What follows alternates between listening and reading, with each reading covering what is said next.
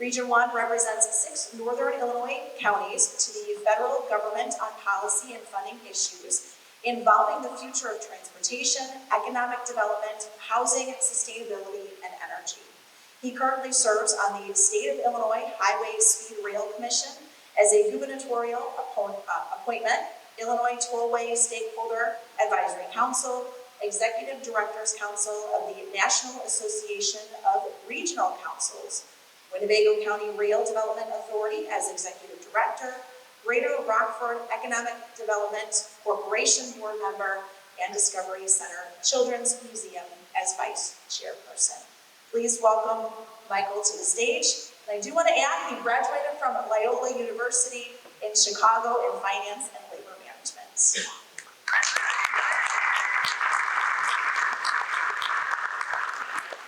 Good morning, everyone. How's everyone doing?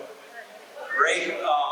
Yeah, they're long miles and outdated because for those that are local, the RADC is now part of the Greater Rockford Chamber. We're very happy about that. Thank you for having me, Brad. Thank you for giving me a chance to share a little bit about what our agency is doing.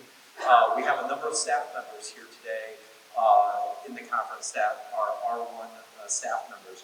And maybe if I start for those that are familiar with our organization, our job goes back to the 1960s, but it was kind of supercharged in the last 4 presidential administrations to be the conduit between long-term planning for infrastructure, right, and being a voice to the federal government and congressional delegation for what our funding priorities are in the region, but then govern and having policy set by all the local elected leaders that all of us elect.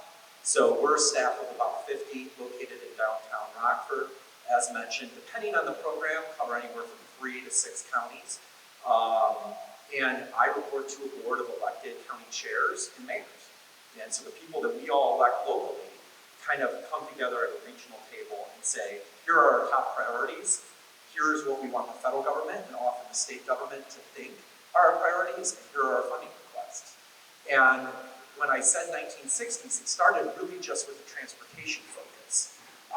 And in these last 4 presidential administrations, it's grown to economic development with our partners at the EPA, the U.S. Department of Commerce. It's grown to working with ComEd, which is why we're here today, and securing a number of Department of Energy grants for our area in partnership with ComEd.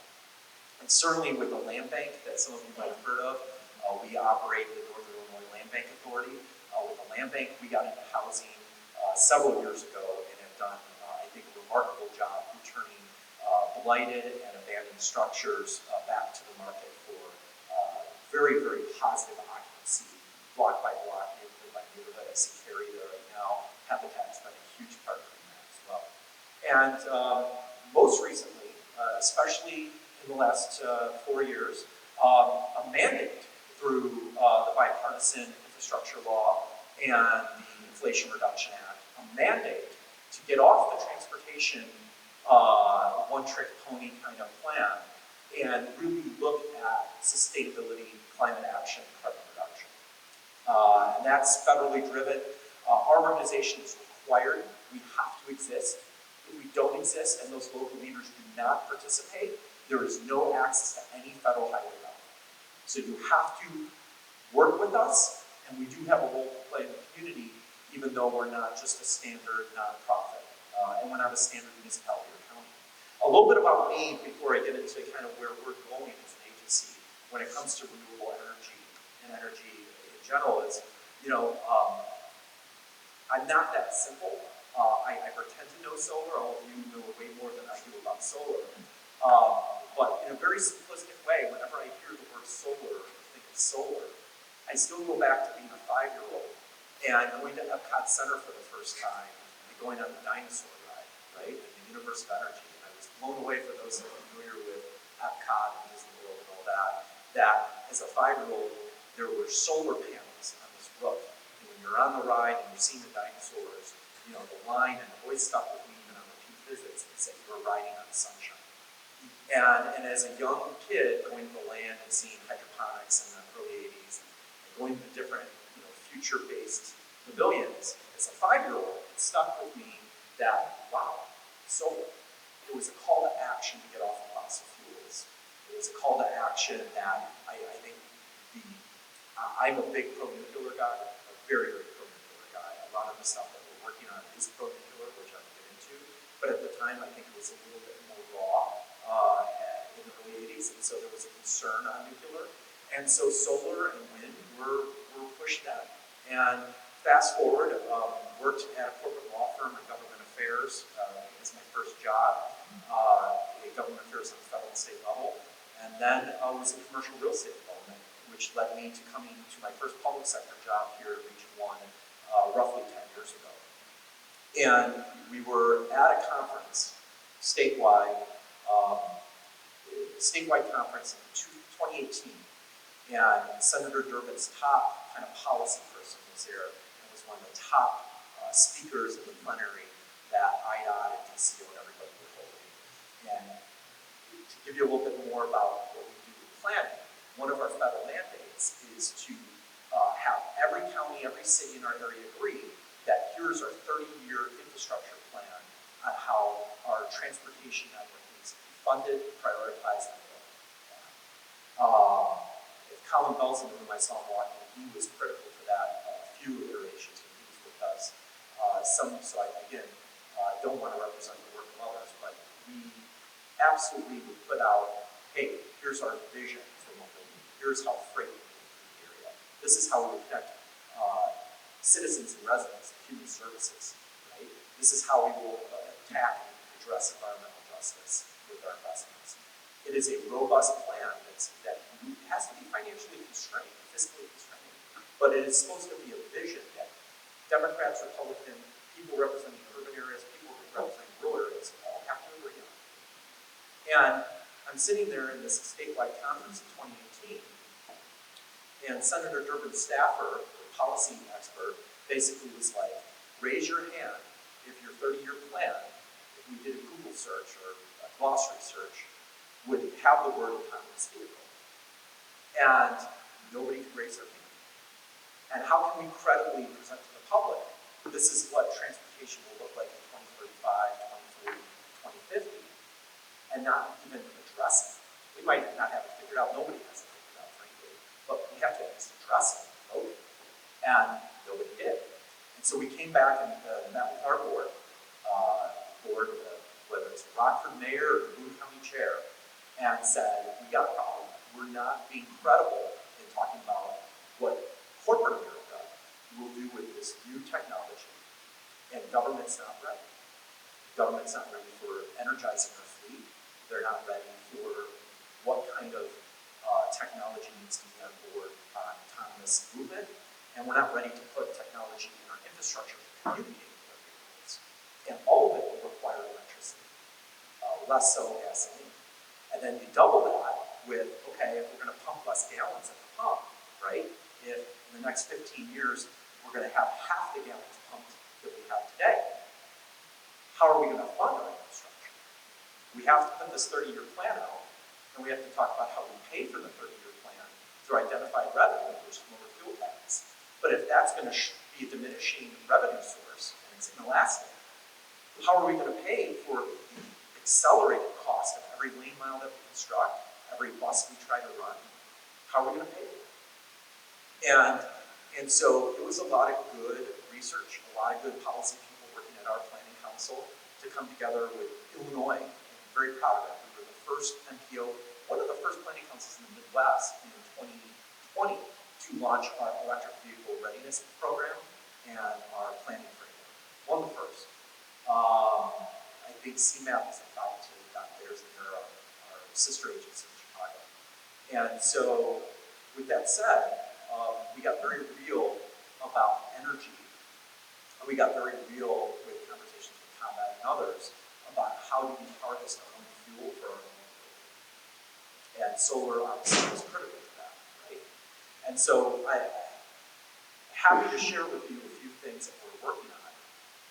But I want to really drive home the point that when we talk about solar, the environmental impact is great, right? And the environmental correction is necessary. But there's other issues at play.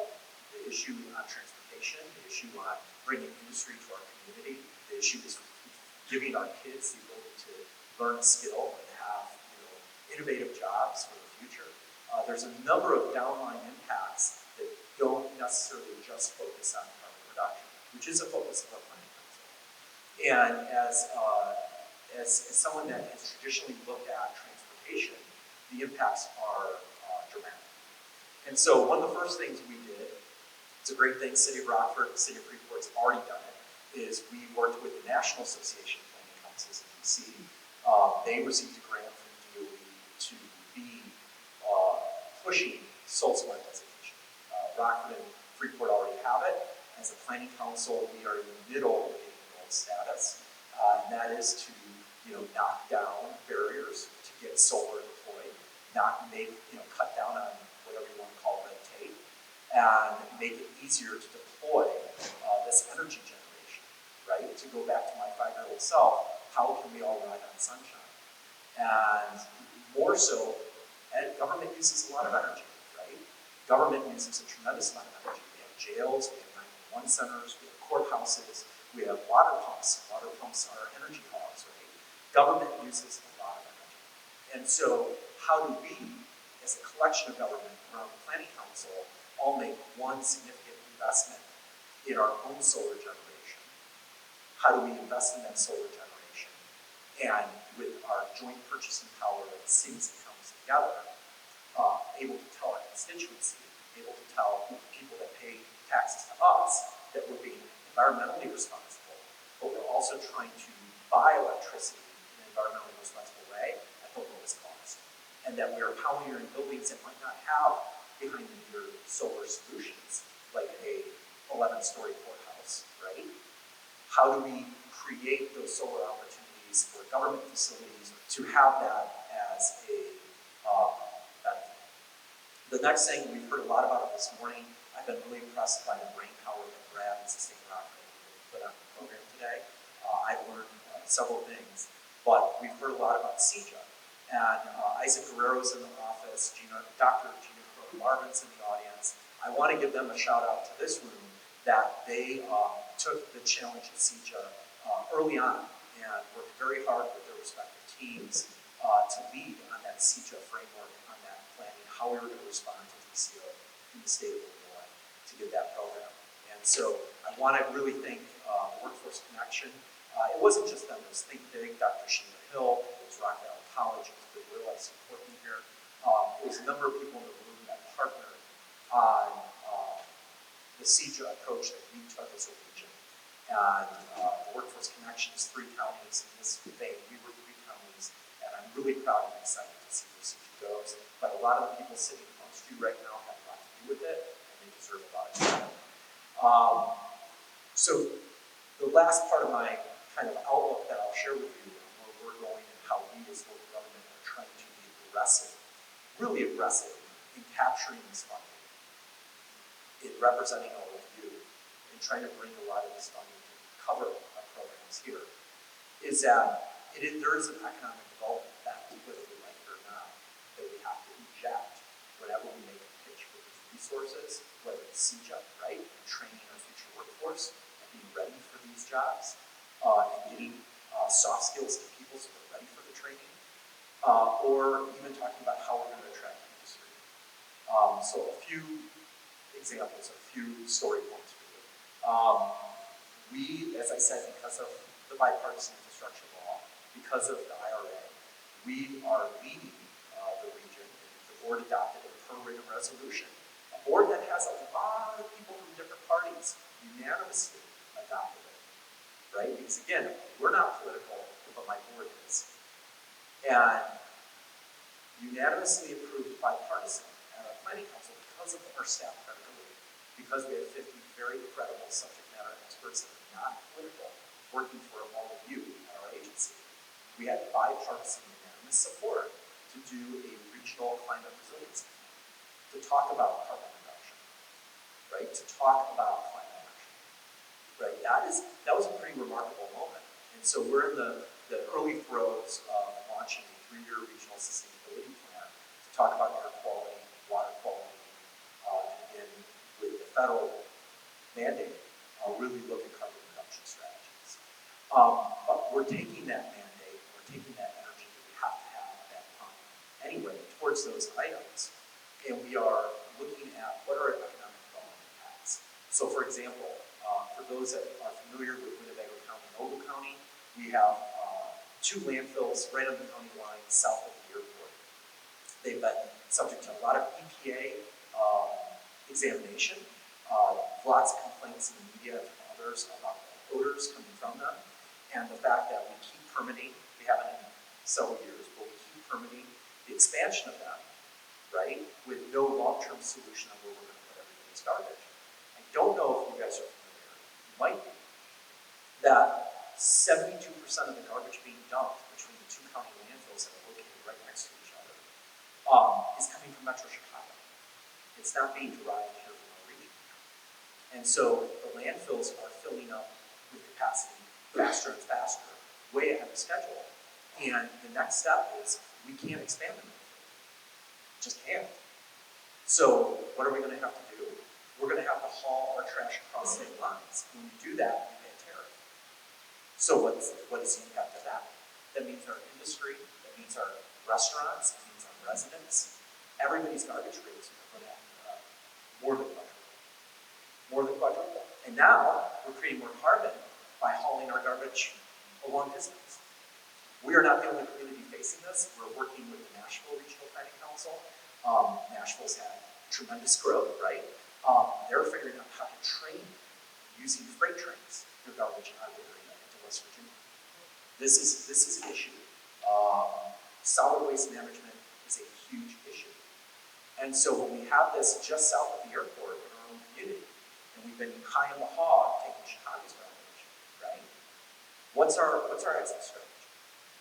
And so one of the things that Chairman Schroeder of Winnebago County has been a leader on, just an absolute leader on, and has really worked with our planning council to drive it, is waste energy solutions. And the first step is through a green hydrogen process.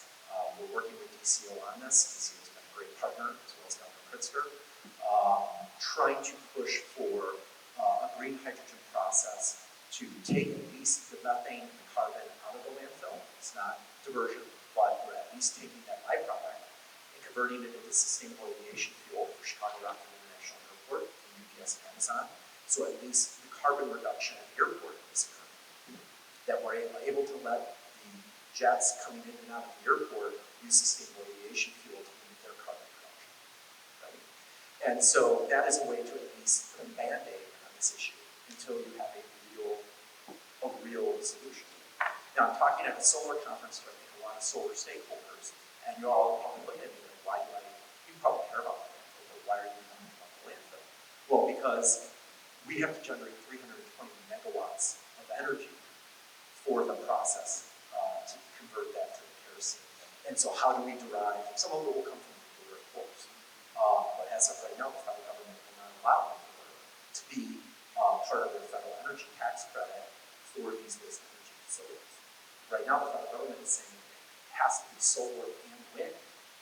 And it can't just be solar and wind. It has to be solar and wind generation that is no older than 36 months from when your waste energy plant goes online.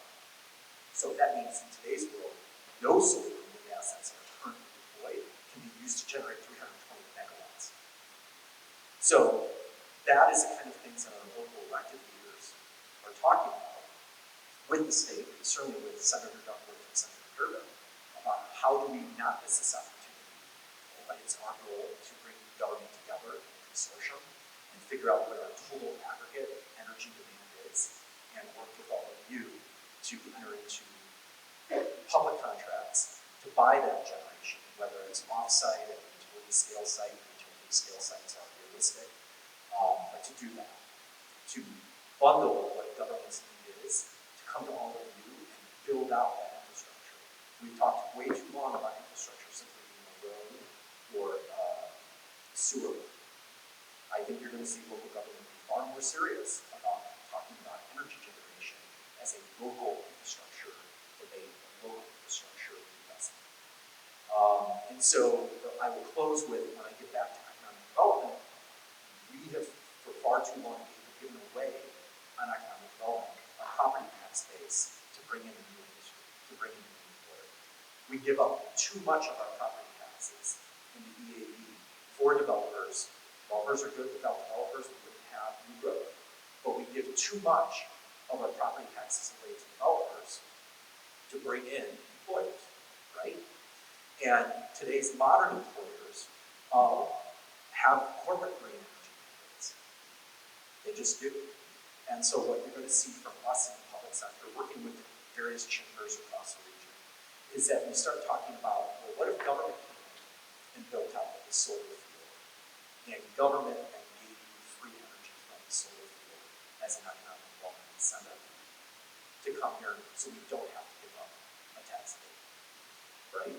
It's not going to make up for a tax abatement, but it's one step further in bridging the gap, saying there are other modern, innovative ways that other communities in the country are handling economic development incentives for industry to have their own green energy mandates regardless. So how do we couple with them where they can get free energy if they come as competitive advantage? But we have to have that on the ground ready to go. We can't just promise it, we have to have it. So my closing comment to you, thank you for listening to me, and I hope I gave you something to think about, and I hope I was able to give some insight, is that on behalf of my board, on behalf of the mayors and chairs that I represent, at least on the planning side, I think we have a local government that's aligned on our climate, on sustainability issues. We have a local government that wants to be progressive and innovative on energy investment. And we have a local government that sees kind of what's happening regardless at Wall Street in the national discussion about where a lot of these investments are going. And they're trying to get ahead of it, and they're trying to invest in it, and they want to. So thank you for spending your time here today.